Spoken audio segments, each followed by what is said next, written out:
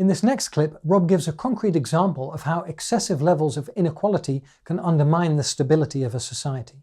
It decreases the resilience of the entire social body. And so if fewer people have more of the resources, you create these political dislocations and this sense of alienation that really undermine the entire fabric of liberal democracies, as we've seen.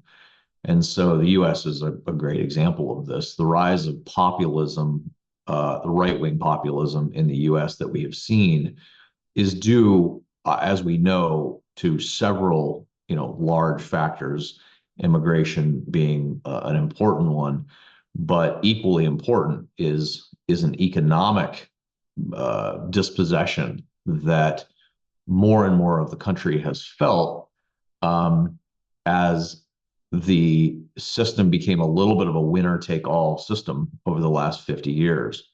And we could go deep down the story of maybe why that happened.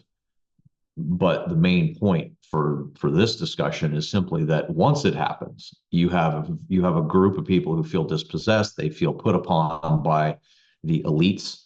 In our case, it's the elites in Washington, D.C., and it's the elites on Wall Street. And it's actually a fair critique, right? The Wall Street and Washington, D.C. have had a symbiotic power partnership for decades that is meant to promulgate and increase capital. It is as a complex autopoietic social system. Its guiding kind of thrust is to increase itself, is to grow itself, is to grow the value of capital and to grow the size of capital and to use political levers to do it. And so to the extent that they have succeeded, you're also making angry a lot of people who feel like the game is stacked against them.